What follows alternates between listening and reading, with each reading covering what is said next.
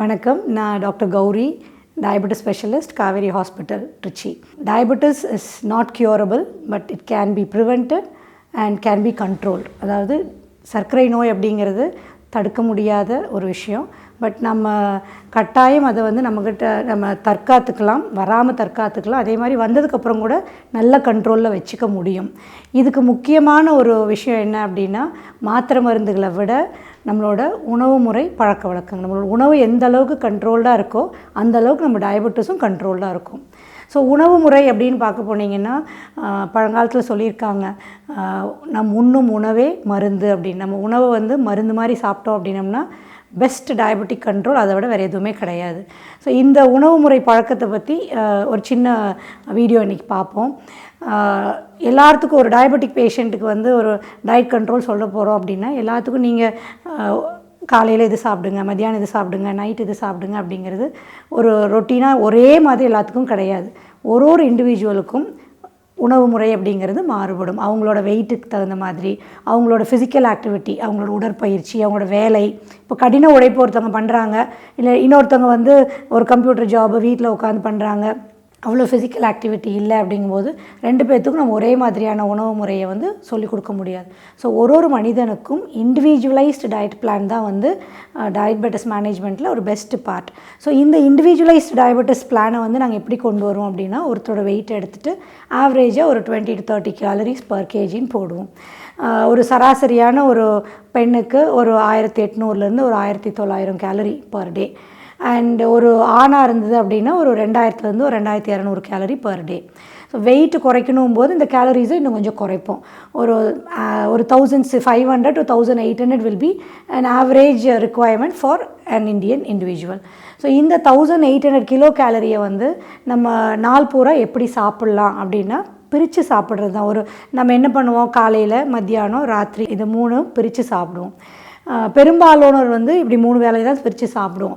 But diabetic பேஷண்ட்ஸ்க்கு நாங்கள் என்ன சொல்லுவோம் அப்படின்னம்னா, இந்த 3 வேலையாக பிரிக்கிறது போதாது, நீங்கள் அதை 5 வேலையாக பிரிச்சுக்கோங்க அப்படின்னு சொல்லுவோம். இதுக்கு என்ன காரணம் அப்படின்னா, நம்ம 3 வேலை மட்டும் சாப்பிடும்போது சாப்பாட்டுக்கு அப்புறம் இருக்கக்கூடிய சுகர் கொஞ்சம் அதிகமாகும். அதாவது போஸ்ட் பிராண்டியல் பிளட் சுகர்னு சொல்லுவோம். அது ரொம்ப அதிகமாகும்போது அதனால் வரக்கூடிய காம்ப்ளிகேஷன்ஸ் ஜாஸ்தி. ஸோ நீங்கள் 3 வேலையாக பிரிக்கிறத விட 5 வேலையாக பிரித்தோம் அப்படின்னம்னா அந்த போஸ்ட் பிராண்டியல் பிளட் சுகர்ஸை கொஞ்சம் குறைக்க முடியும். அது ஒரு காரணம்.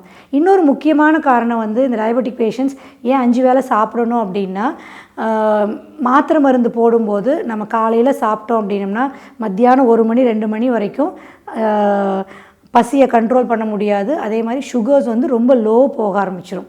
காலையில் ஒரு 8-9 மணிக்கு சாப்பிட்டோம் அப்படின்னா மத்தியானம் 1 மணி வரைக்கும் கட்டாயம் நமக்கு லோ சுகர்ஸ் போகாமல் தடுக்க முடியாது. அப்போ அந்த மாதிரி சமயத்தில் ஒரு 11 o'clock ஒரு சின்னதாக ஒரு ஸ்நாக்ஸ் எடுத்துட்டோம் அப்படின்னம்னா இந்த லோ சுகரை தவிர்த்துக்கலாம். So diabetic patients ideally 3 main மீலும் 2 ஸ்நாக்ஸும் சாப்பிடுங்கன்னு சொல்லுவோம். 3 மெயின் மீலுங்கிறது காலை உணவு, மதிய உணவு, நைட் உணவு. இடப்பட்ட நேரத்தில் ஒரு 2 சிற்றுண்டி, ஒரு 11 மணிக்கு ஒரு ஸ்நாக்ஸும், ஒரு சாயந்தரம் ஒரு 4 மணிக்கு ஒரு ஸ்நாக்ஸும், இந்த மாதிரி ஈக்குவலாக ஸ்ப்ரெட் பண்ணி ஒரு 5 வேலையாவோ, சில பேர்த்துக்கு 6 வேலையாவோ கொடுக்கும். ஏர்லி மார்னிங் எழுந்திரிச்சுன்னா சில பேர்த்துக்கு கொஞ்சம் டயர்டாக இருக்குது, 6 மணிக்கெலாம் கொஞ்சம் படபடப்பு வருது அப்படின்னு சொல்லும்போது காலைல 6 o'clock இன்னொரு சின்ன ஸ்நாக்ஸ் கொடுப்போம். ஸோ ஐதர் 3 மெயின் மீல் 2 ஸ்நாக்ஸாக வச்சுக்கலாம், இல்லைன்னா 3 மெயின் மீல் 3 ஸ்நாக்ஸாக கூட வச்சுக்கலாம். இது நம்மளோட இண்டிவிஜுவல் ரிக்குவயர்மெண்ட்டுக்கு தகுந்த மாதிரி நாங்கள் அட்வைஸ் பண்ணுவோம். ஸோ இந்த மாதிரி டயட்டை பிரிக்கும்போது உங்களுக்கு சுகர்ஸ் நல்ல கண்ட்ரோல் வரும். ஸோ எவ்வளோ பிரிக்கணும், எந்தெந்த மாதிரி எடுக்கணும்னு சொல்லிட்டு இன்றைக்கி டயட்டிஷியன் கூட ஒரு சின்ன ஒரு செஷன் வச்சுக்குவோம். ஃபைன். ஒரு ஆவரேஜாக ஒரு இண்டிவிஜுவலுக்கு 1500 to 1800 கிலோ கேலரி தேவைப்படும்னு சொன்னேன். பட் இந்த டோட்டல் கேலரிஸை நம்ம எப்படி சமச்சீரான உணவாக பிரிச்சுக்கணும் அப்படின்னா, கட்டாயம் நமக்கு 40% ஒரு 50% கார்போஹைட்ரேட் உணவாக இருக்கணும். ஒரு 25 to 30% கட்டாயம் புரோட்டீன், புரதச்சத்து இருக்க வேணும். ப்ளஸ் 20 to 25% ஃபேட் இருக்கணும். இந்த 3 நியூட்ரிஷனும் தேவையான அளவு இருந்தால் தான் நம்ம ஓவராலாகவே ஹெல்த்தியாக இருக்க முடியும். சுகர்ஸ் கண்ட்ரோல் மட்டும் பத்தாது, நமக்கு ப்ரோட்டீன்ஸ் வேணும், ஃபேட் வேணும். நம்மளோட ஓவரால் வெல்பீயிங்க்கு நமக்கு இந்த மாதிரியான பேலன்ஸ்டு நியூட்ரிஷியஸ் டயட் இருந்தால் தான் நல்லது. இந்த டயட்டை பற்றின ஒரு டீட்டெயில்டு எக்ஸ்ப்ளனேஷன், ஒரு 1 day மீல் பிளான் அப்படின்னு சொன்னால் காலையில் என்ன இருக்கணும், மத்தியானம் என்ன இருக்கணும், ஸ்நாக்ஸ் என்ன இருக்கணும் அப்படிங்கிறத பற்றி ஒரு டீட்டெயிலாக டயட்டிஷியன் நமக்கு இப்போ எக்ஸ்பிளைன் பண்ணுவாங்க. வணக்கம், ஐம் டயட்டிஷியன் மகாலட்சுமி. நான் காவேரி மருத்துவமனையில் டயட்டிஷியனாக பணிபுரிகிறேன். சர்க்கரை நோயாளிகள் எந்த மாதிரி உணவுகள் எடுத்துக்கலாம், எந்த மாதிரி உணவுகள் எடுத்துக்கக்கூடாது, எந்த மாதிரி உணவுகள் எந்த மாதிரியான டைமில் நம்ம எடுத்துக்கலாம்னு சொல்லிட்டு உங்களுக்கு நான் இப்போ எக்ஸ்பிளைன் பண்ணுறேன். காலையில் 6 மணிக்கு டீ இல்லைன்னா பால் எடுத்துக்கலாம். பால் தண்ணியாக இருக்கணும், சர்க்கரை இல்லாமல் இருக்கணும். பால் காய்ச்சதுக்கப்புறம் ஆடையை ரிமூவ் பண்ணிட்டு தான் பால் எடுத்துக்கணும். கிளாஸில் ஒட்டுற மாதிரி பால் எடுத்துக்கக்கூடாது. ஸ்கிம்டு மில்காக தான் பால் நம்ம எடுத்துக்கணும்.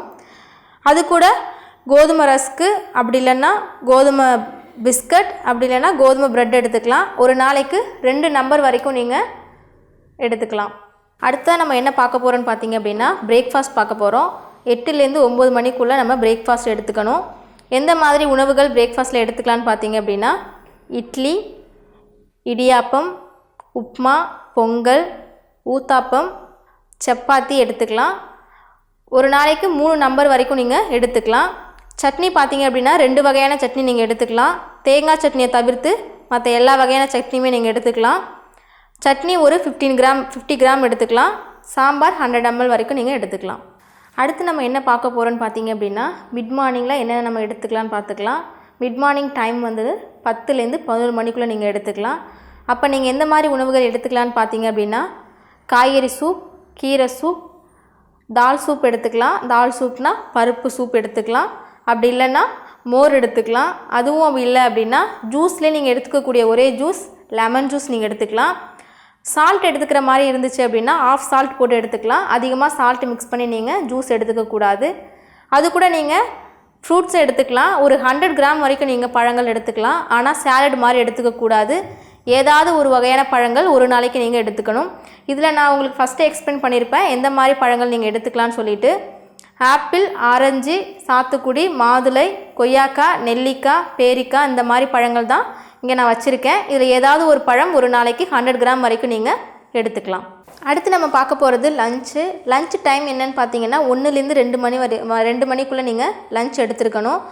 எந்த மாதிரி உணவுகள் லஞ்சில் நம்ம எடுத்துக்கலான்னு பார்த்தீங்க அப்படின்னா ஒயிட் ரைஸ் எடுத்துக்கலாம். அப்படி இல்லைனா ரெட் ரைஸ் எடுத்துக்கலாம். அப்படி இல்லைனா சப்பாத்தி நம்ம எடுத்துக்கலாம். அதுக்கான சைடிஷ் பார்த்தீங்க அப்படின்னா குழம்பு வகைகள் சாம்பார், ரசம், மோர், கூட்டு, பொரியல் இந்த மாதிரி நீங்கள் எடுத்துக்கலாம். வீக்லி ஒன்ஸ் நான் வந்து உங்களை நான்வெஜ் சாப்பிட சொல்லியிருந்தேன்.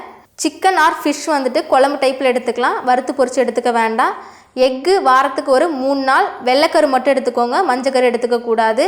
ஆஃப் பாயில் ஆம்லேட் இந்த மாதிரி போட்டு எடுத்துக்காமல் அவிச்சிட்டு வெள்ளைக்கரு மட்டும் எடுத்துக்கோங்க. அடுத்து நம்ம பார்க்க போகிறது மிட் ஈவினிங் டைம் என்னென்னு பார்த்தீங்கன்னா 4லேருந்து 5 மணிக்குள்ளே நம்ம மிட் ஈவினிங் ஸ்நாக்ஸ் எடுத்துக்கலாம். எந்த மாதிரி ஸ்நாக்ஸ் ஐட்டம்ஸ் நம்ம மிட் ஈவினிங்கில் யூஸ் பண்ணலான்னு பார்த்தீங்க அப்படின்னா வெஜ்ஜு சூப் எடுத்துக்கலாம். அப்படி இல்லைனா பால் எடுத்துக்கலாம். அது கூட நம்ம சுண்டலோ இல்லைனா முளைக்கட்டின பயிரோ நம்ம ஒரு 50 கிராம் வரைக்கும் நம்ம எடுத்துக்கலாம். அதாவது உங்கள் ஒரு கைப்பிடி அளவுக்கு நம்ம எடுத்துக்கலாம். அடுத்து நம்ம பார்க்க போகிறது டின்னர் டைம் என்னென்னு பார்த்தீங்கன்னா 8லேருந்து 9 மணிக்குள்ளே நீங்கள் டின்னர் எடுத்துக்கலாம். எந்த மாதிரி உணவுகள் நம்ம டின்னரில் எடுத்துக்கலான்னு பார்த்தீங்க அப்படின்னா வீட் தோசை எடுத்துக்கலாம். அப்படி இல்லைனா ராகி அடை, அப்படி இல்லைனா ராகி தோசை எடுத்துக்கலாம். வீட் உப்புமா, அப்படி இல்லைனா வீட் சப்பாத்தி எடுத்துக்கலாம். இதுக்கு நீங்கள் 2 வகையான சட்னி இல்லைனா வந்து வெஜிடபிள் கிரேவி கூட நீங்கள் எடுத்துக்கலாம். சரிங்களா? சப்பாத்தி வந்துட்டு ஒரு நாளைக்கு 3 நம்பர் வரைக்கும் நீங்கள் எடுத்துக்கலாம். இப்போ நம்ம காலையிலேருந்து நைட்டு வரைக்கும் எந்த மாதிரி உணவுகள் எடுத்துக்கலாம்னு சொல்லிட்டு பார்த்தோம். அந்த மாதிரி உணவுகள்லாம் நம்ம பின்பற்றினா எவ்வளோ நமக்கு கலோரி கிடைக்குதுன்னு நம்ம பார்க்கலாம். இப்போ நான் சொன்ன மாதிரி நீங்கள் உணவுகள் ஃபாலோ பண்ணிங்க அப்படின்னா 1500 வரைக்கும் நீங்கள் கிலோ கலோரி மீட் அவுட் பண்ணலாம். அதில் ஃபேட் பார்த்தீங்க அப்படின்னா 25லேருந்து 30% வரைக்கும் உங்களுக்கு கிடைக்குது. கார்போஹைட்ரேட் 40%லேருந்து 55% வரைக்கும் உங்களுக்கு கிடைக்குது. ப்ரோட்டீன் 20%லேருந்து 25% வரைக்கும் உங்களுக்கு ப்ரோட்டீன் கிடைக்குது. நம்ம சரிவிகித உணவாக தான் நம்ம எடுத்துக்கணும். அது மட்டும் இல்லாமல் 3 வேளை மட்டும் சாப்பிடாம இடையில ஸ்நாக்ஸ் ஐட்டம் சேர்த்துக்கோங்க. அப்படி நீங்கள் ஸ்நாக்ஸ் ஐட்டம் சேர்த்துக்கல அப்படின்னா ரொம்ப டயர்டாக ஃபீல் பண்ணுவீங்க. மயக்கம், படபடப்பு, தலை சுத்தல் இதெல்லாமே வரும். ஸோ அதனால் 3 வேளை சாப்பிட்றத தவிர்த்துட்டு இடையில ஏதாவது ஸ்நாக்ஸ் ஐட்டம்ஸ் ஆட் பண்ணி சாப்பிட்டுக்கோங்க. இந்த மாதிரி நீங்கள் பிரித்து சாப்பிடும் பொழுது உங்களுக்கு லோ சுகர் வருவதை தடுக்கலாம். 3 வேளை சாப்பிட்றத 6 வேளை இந்த மாதிரி பிரித்து சாப்பிட்டோம் அப்படின்னா சர்க்கரை நோயை நம்ம கட்டுப்பாட்டில் வச்சுக்கலாம். நன்றி.